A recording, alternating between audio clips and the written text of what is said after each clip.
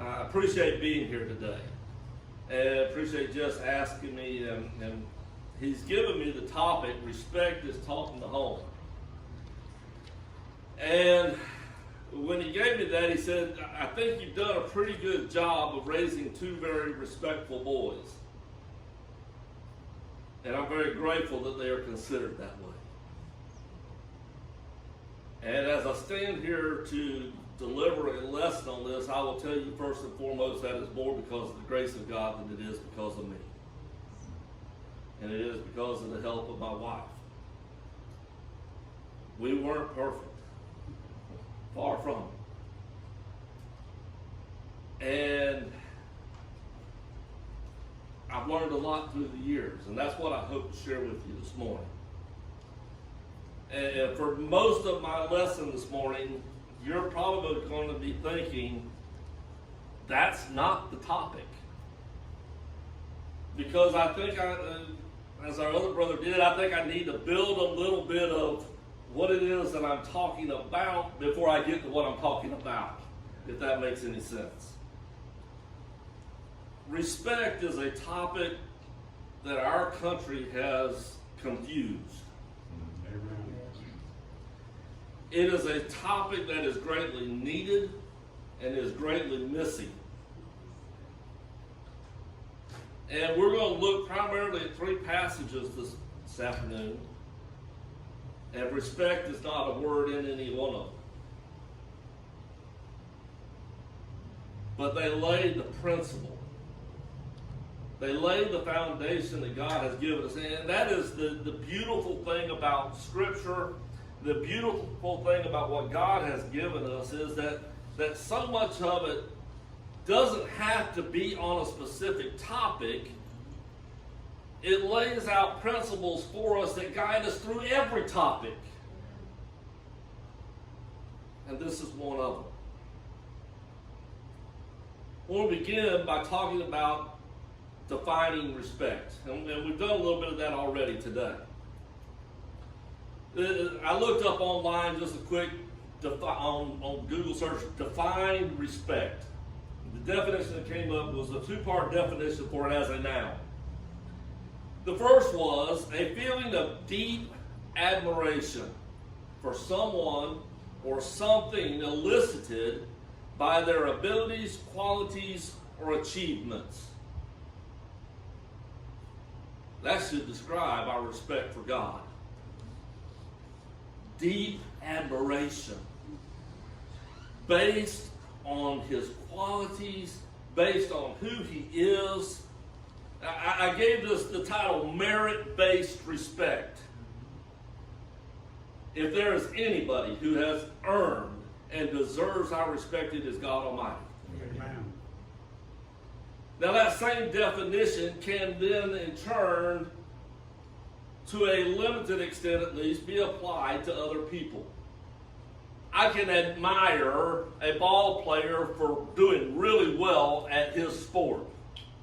I can admire a parent for doing a really good job of raising their child. I can admire a Christian, have a deep admiration for them because I look at them and I see that amongst our brotherhood, their faith stands out. Now, it won't reach quite the same level as what my admiration for God is.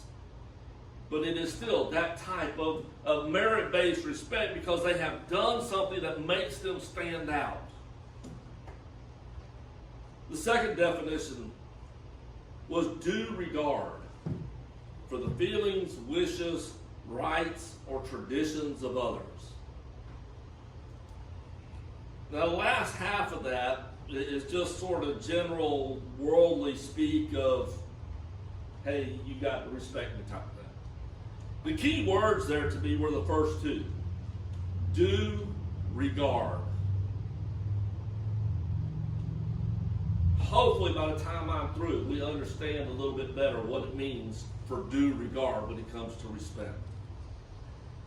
But I classify this one as being a non-merit-based respect. It is a respect that should be given to everybody. Not because they've done anything that makes them stand out or anything else, but just because they're them. The confusion that is in the world is looking for definition 1 admiration simply because they are definition 2. They want great admiration just because I have a point of view, because I'm a certain color, because I hold this political party, because whatever it is. And they think that makes it something special. That's not.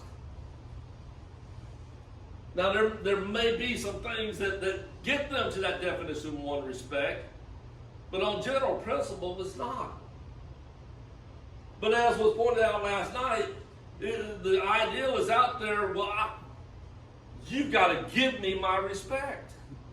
They mean my admiration. If you don't give me my respect, I'm not going to give you any respect. To any degree at all.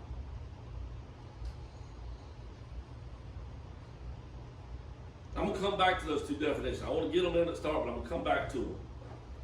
Our first passage, 2 Timothy chapter 1, verse 5. Paul writes to Timothy saying, I am reminded of your sincere faith, which first lived in your grandmother Lois and in your mother Eunice.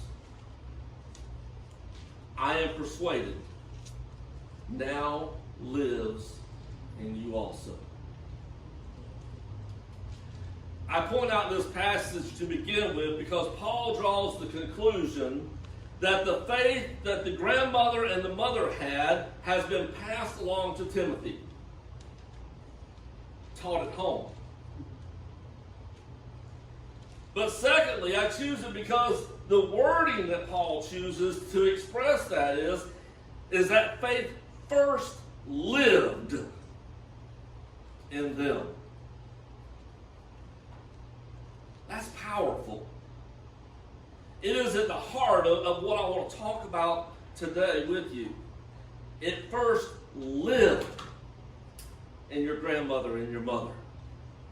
And because I see it in their lives lived out, I am confident that I see it in yours. I may not see all of it yet, but I'm confident I'm going to, because I've seen it in theirs. Now, the second passage I want to bring out this morning, we're going to go back to Old Testament, Deuteronomy chapter 6. And this is a little bit of a lengthy reading, so I beg you to indulge me in that. And I could have shortened it up, but again, it's just for context and for all that it brings out, we need it. Deuteronomy chapter 6, beginning verse 4. Hear, O Israel, the Lord our God, the Lord is one. Love the Lord your God with all your heart, with all your soul, with all your strength. That sounds like living faith, doesn't it? These commandments that I give you today are to be on your hearts. Impress them on your children. Talk about them when you sit at home, when you walk along the road, when you lie down, and when you get up. Tie them as symbols on your hands and bind them on your forehead. Write them on the door frames of your house and on your gates. When the Lord your God brings you into the land that he swore to your fathers, to Abraham, Isaac, and Jacob to give to you, a land with large flourishing cities you did not build, houses filled with all kinds of good things that you did not provide, wells you did not dig, vineyards and olive groves you did not plant. Then when you eat and are satisfied, be careful that you do not forget the Lord who brought you out of Egypt, out of the land of slavery. Fear the Lord. Fear the Lord your God, serve him only, and take your oaths in his name. Do not follow other gods, the gods of the people around you. For the Lord your God who is among you is a jealous God, and his anger will burn against you, and he will destroy you from the face of the land. Do not put the Lord your God to the test, as you did at Massa. Be sure to keep the commands of the Lord your God and the stipulations and the decrees he has given you.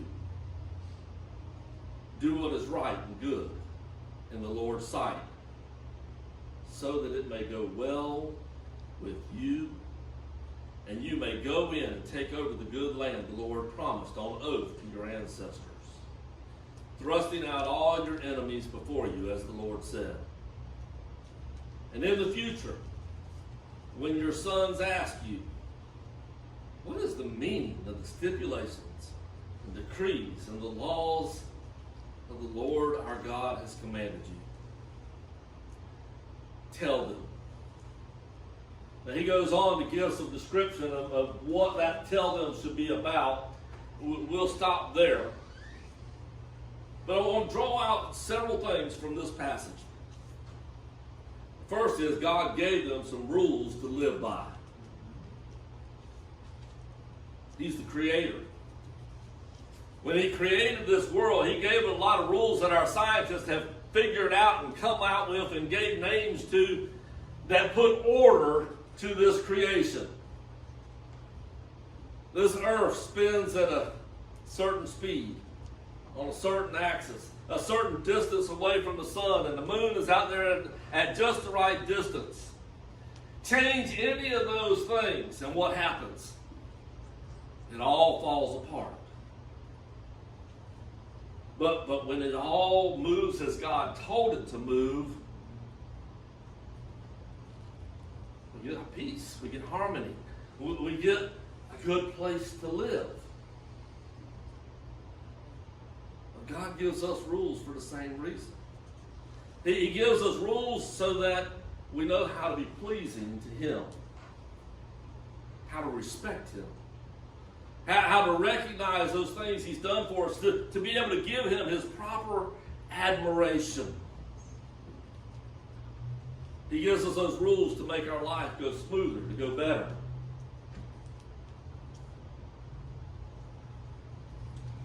He designed every aspect of our life. He designed our relationships. And he's laid out the ground rules for how to live that life, how to have those relationships, how to go through all of it. And we follow his rules, it works the way it was supposed to work. Just like in the garden when he created it and he looked at it and said, it's very good. Problem is what? We haven't followed the rules. We get out of orbit. We don't want to stand too close to this. We don't want to be too far from that. We're not where God tries to put us. So he tells them, remember these rules that I've given you and be active in living them. But he said, God said, impress them on your children. I hear that word impress and my mind goes to a potter. You ever watch one work the clay on the wheel and he's pressing on it and he's doing it, and then maybe he takes a stamp of some kind and he presses that stamp against that soft clay, and when he pulls it away, the impression is left behind. God's telling them, press my rules against your children. If the potter said, you know, I don't want to push this very hard because I might hurt the clay. When he removes it, is the impression there fully? No. Now, by the same token, you can take that and you can press that thing all the way through the clay and you can destroy what you're building. God gives us a balance point there for raising our children. Impress it on them without pushing it all the way through them. Train them. How do we impress the message of God upon our children? Well, God tells us right there in that passage. He says, talk to them about it at home. There needs to be dedicated moments in our homes spent talking, studying, reading, acknowledging what God says to us. Not just private moments where I'm in one room reading it for myself, and my wife is somewhere else reading it, and our children are somewhere else reading it. We need to be together, Amen. Reading it together, Amen. Studying it together. But there needs to be more than just dedicated moments. God wasn't limiting it. In casual conversation throughout the course of the day, work God into it. He says when you go on a walk, talk about it with them. The flowers, the sun, how perfectly the world is working. It's at the hand of God. Tell them about it. Impress upon them how important God is to the entire equation.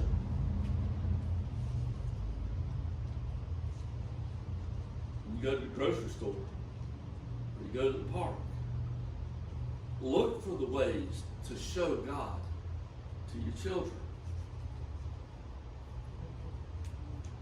Then he said, tie them as symbols, write them on the door frames and on the gates. And I read a little bit of trying to find some background. What was God talking about there? Or how did the Israelites take that? And it said that they would write some scriptures on little pieces of paper or parchment, and they'd roll it up, put it in a bag, and they would literally kind of strap that to their forehead or tie it to the hems of their garments, and they would do scriptures and do them around on their door frames and stuff. Basically, what I came out of it, away from that with, was God was saying, immerse your lives in me. Surround yourself with reminders of who I am and what I've done for you. And what I have said I will do. It has already been brought out this weekend. If God says he's going to do it, what's going to happen? He's going to do it. How much time do we spend telling our children about what God is still going to do, not just what he has done? God says, don't forget. Make sure you keep the laws. He reiterates that. It's a process of life, an action. And then he finishes out with this little statement. When your child asks you, why do we have to do it this way? Why can't I go over to little Johnny's house? Why can't I do this? Everybody else is doing it. Excuse me. You know our favorite answers to that, don't you? Because I said so. Because I'm the boss. We may go as far as saying, because God said so. What did God say to do? He said, when they ask, tell them. You've got their attention. They're interested. I've been told I can or can't do something. Why? Explain it. Explain why it's pleasing to God if they do this. Explain why it's displeasing to God if they do this. If we don't, we're not pressing against the clay very much. We're not giving them something that's going to make a lasting impression. And even more importantly, we're not giving them something that when they're out of our house and they have to make their own decision, they don't have the information they need to make it. Because we haven't trained them. We haven't impressed it upon them.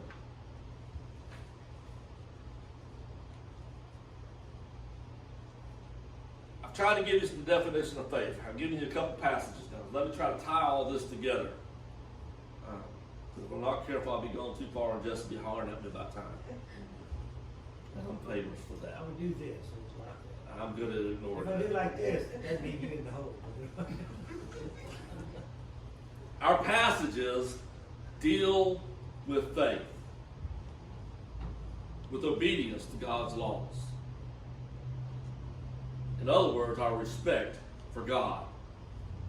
Jesus said, if you love me, you'll keep my commandments. Not a whole lot of difference between love and respect in all reality. If I respect God, I will keep his commands. Mm-hmm. It is a respect that, as I said, he has earned in every regard. The next one might be a little more tricky for us. Respect for others is an extension of our respect for God. They are created in his image, whether they live that way or not. It's not merit-based respect that I'm talking about. It is a respect because God created them, because God loves them, because he has told me what is right and how to treat them. Especially if I want to have the hope of winning them back to him.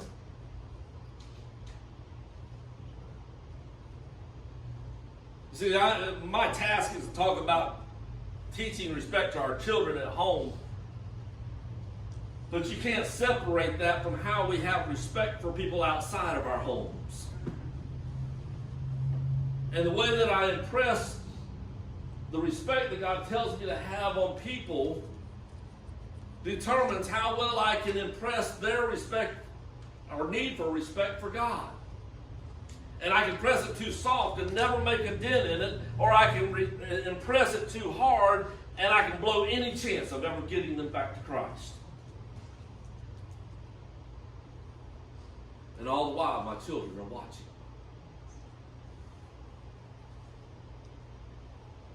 God teaches us that there is a basic level of respect and therefore a proper way to treat people. The founders of our country tried to bring that out. We hold these truths to be self-evident, that all men are created equal, that they are endowed by their Creator with certain unalienable rights. Now, among these are life, liberty, the pursuit of happiness. Everybody has a right to live. And as Christians, whether we like it or not, everybody has a right to choose. God established that in the garden. It's your choice to choose and respect God, or to choose not to. I don't like that. I mean, I like it as far as it goes for me. But for you, I ought to get to choose for you. Or God ought to get to choose for you. That's not the way God laid it out.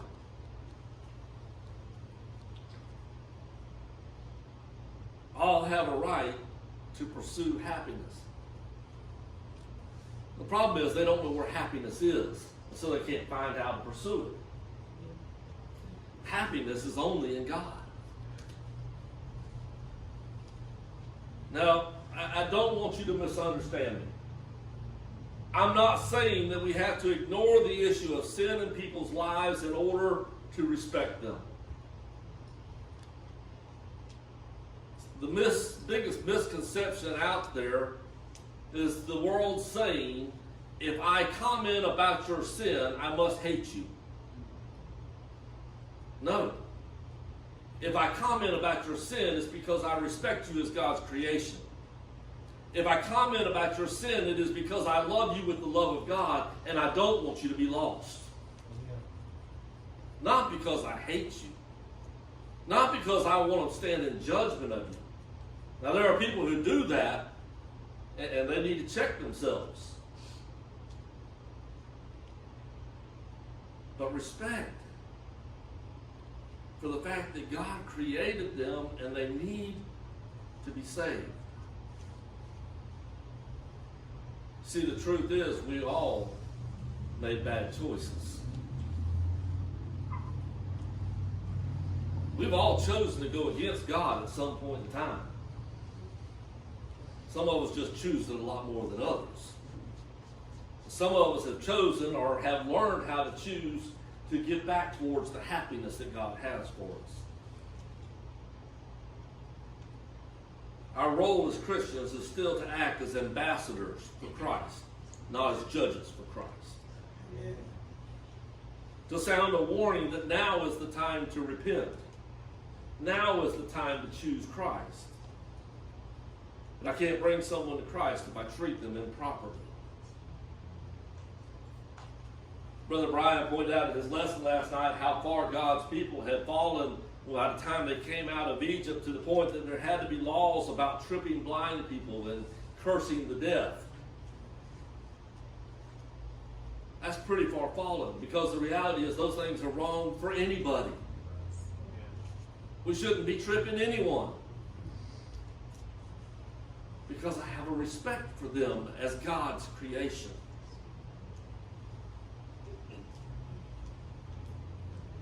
And look, I told you I was going to sound like I was way off my topic.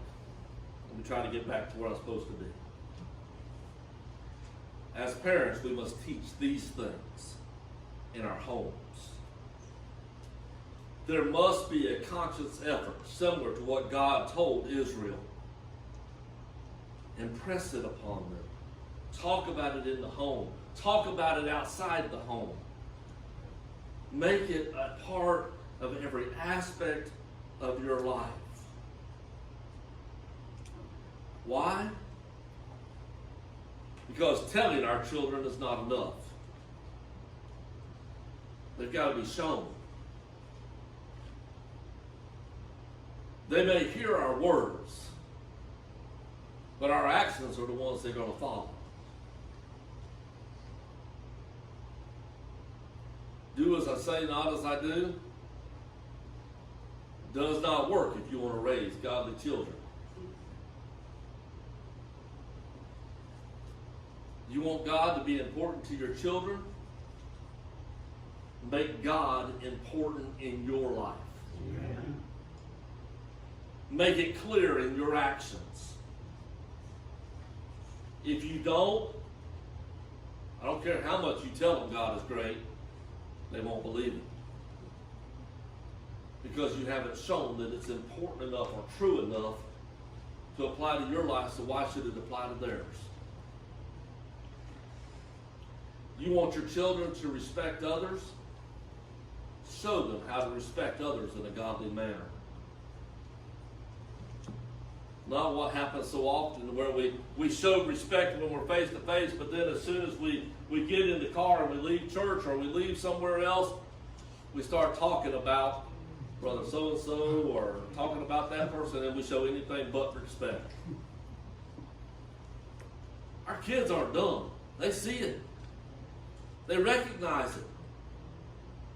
Okay, I show respect to their face, but I don't have to show respect when I don't have to have any real respect for them. It's just lip service.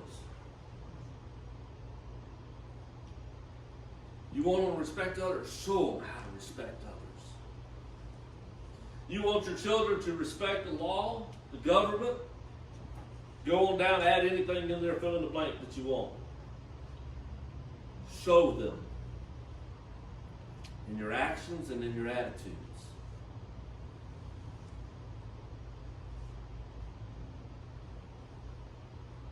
If you're seeing something from your children that you don't like, or that doesn't match up with God, let me tell you the first place you need to look. In the mirror. What have I done? What have I shown that they picked up on? Now, it won't always be your fault. You won't always find it when you look in the mirror. You may find I've been doing it right on that. This one's not on me. We're not the only ones influencing their lives. But as their parents, make sure it's not you. Train up a child in the way that he should go, and when he's old, he will not depart from it. Amen. It's interesting the way that passage is worded to me. There's a little bit of ground there between training the child and when he's old. And somewhere in there that most of us usually go astray. We get out from mom and daddy's house. We get to hanging around the wrong people, whatever. We make wrong choices. It's not necessarily a reflection of our parents. Might be, not necessarily. But the only way to have hope that God's message there is true to us is if we followed God's plan and trained up a child. Because the older he gets, the harder it is to train him. Wait too long to start the training, and you may never get him trained.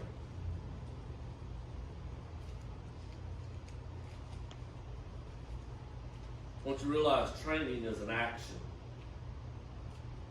It's work. And it's work that God meant to be done side by side. Talk to them. When you go on walks, it's implied you're walking together.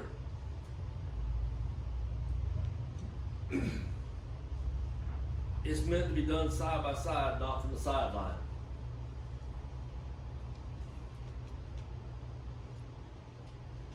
Telling our children about God's Word may tell them that it's important. I'm going to borrow a little bit of language from last night here. Living God's Word before them tells them and shows them that it's essential. I can tell them it's important all day long. But when I show them, it brings it home to its essential. We'll close out with one more verse. Might actually get that on time. Deuteronomy chapter 4. We'll go 2 chapters back from our last passage. Very similar type of statement from God to the people of Israel.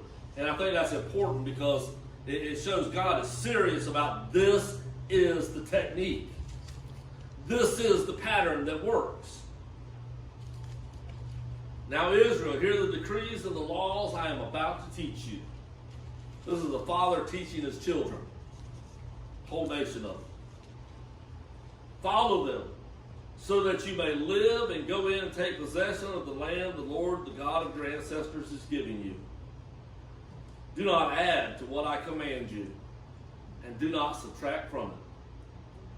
But keep the commands of the Lord your God that I give you. You saw with your own eyes what the Lord did at Baal Peor. The Lord your God destroyed from among you everyone who followed the Baal of Peor. But all of you who held fast to the Lord your God are still alive today. Where's life? It's in God. See, I have taught you decrees and laws as the Lord my God commanded me, so that you may have them in the land that you are entering to take possession of it. Observe them carefully. For this will show your wisdom and understanding to the nations, who will hear all about these decrees and say, surely this great nation is a wise and understanding people. What other nation is so great as to have their gods near them the way the Lord our God is near us whenever we pray to him? What other nation is so great as to have such righteous decrees and laws as this body of laws I'm setting before you today? Only be careful and watch closely. Watch yourselves closely, so that you do not forget the things that your eyes have seen or let them fade from your heart as long as you live. Teach them to your children. And we just had a whole lesson about and. God's got something more than just teach your children. Teach your children and their children after them. Just in case my training up a child didn't take hold. Just in case Satan gets a little too close and gets hold of my child, or in case they don't do what they're supposed to do and train their child. I need to train my grandchild. I'm reminded of the faith that lived first in your grandmother and in your mother, and now I am convinced resides in you.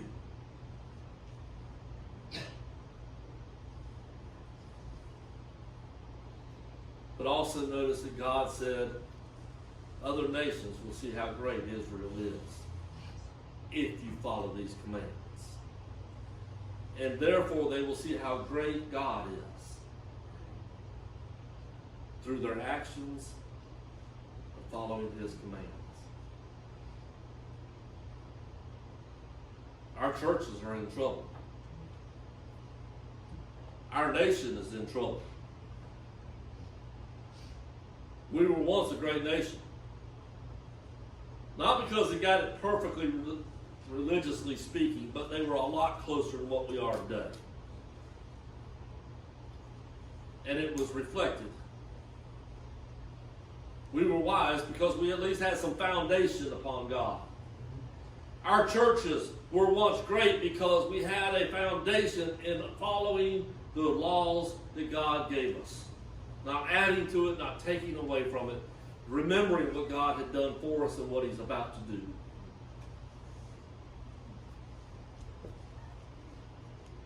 Part of the reason that our churches are in trouble and that our nation is in trouble is because our homes are in trouble.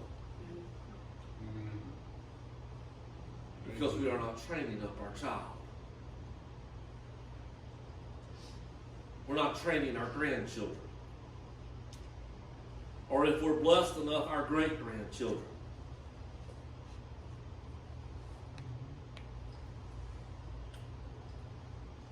And that's because we haven't trained ourselves.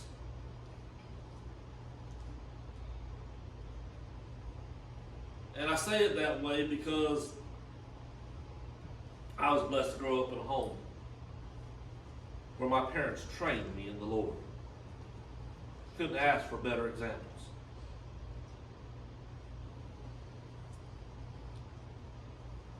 But when I moved out, it still came down to my choice.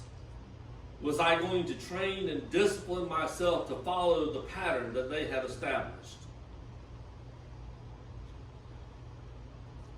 Not everybody's blessed to have that training. They're coming to it late. And they need help. But it still comes down, we've got to train ourselves to honor and respect God. Because if I don't honor and respect God, I can't have true respect for anything else. When I don't honor and respect God, I can treat people any old way. What difference is it going to make?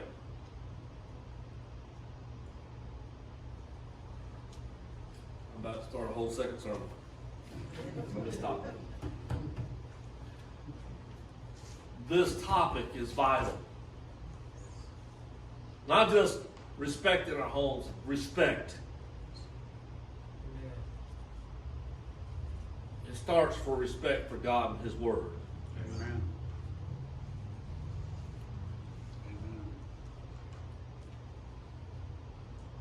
It starts with respect for Jesus Christ. the one who makes all the difference in everything.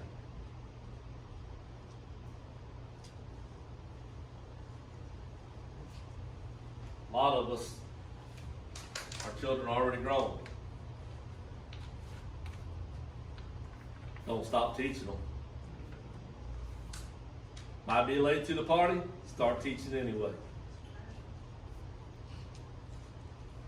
Got some grandkids? Start teaching. The future of God's people is in our hands because God put it there to tell them what Jesus did when he stretched his out.